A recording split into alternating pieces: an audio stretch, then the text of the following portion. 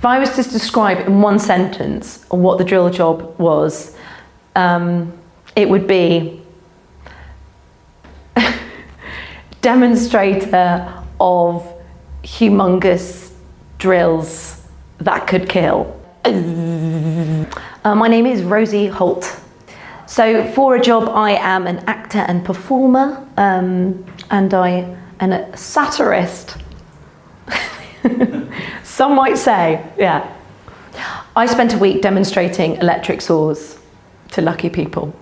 I had to, it was in this sort of massive tent where people came around and they wanted to see how these big, huge industrial drills worked. So I was demonstrating how they would work, and they were very large and heavy, and they'd watch while I would drill a piece of wood or metal.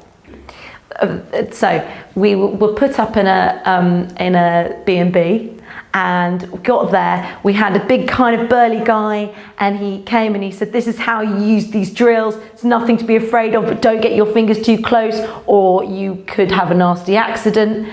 And he showed us for half an hour, and then all these people came in and we had to pretend like we knew exactly how they worked, and that we used them all the time, that we're always using big, huge industrial drills to cut metal. It was quite a scary job to do. I remember the highlights in terms of what I remember was the first time I did it, and trying not to scream, because you started holding it and then you press it, and it was so big and heavy that you were trying not to be pulled by the floor.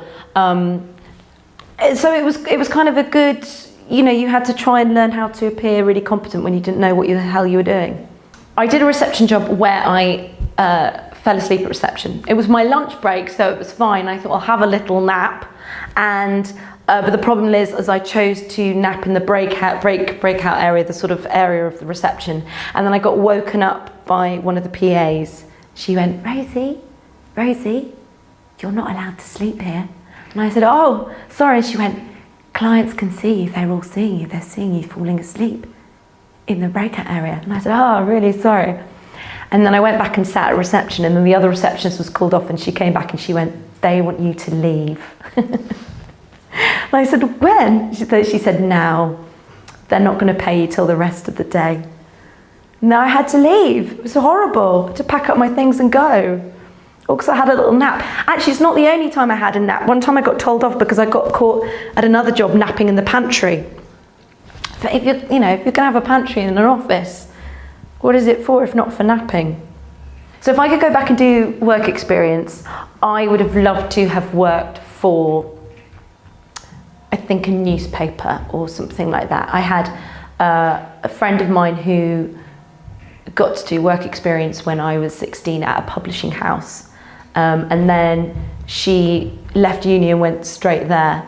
I really like writing. I'd have loved to have seen how that worked and not demonstrated drills instead.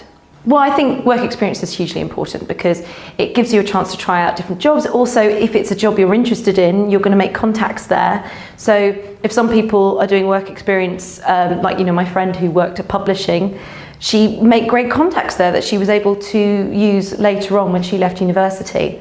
But also it's good to try things out and work out what you're interested in, not drills in my case. Everyone should have a work experience story.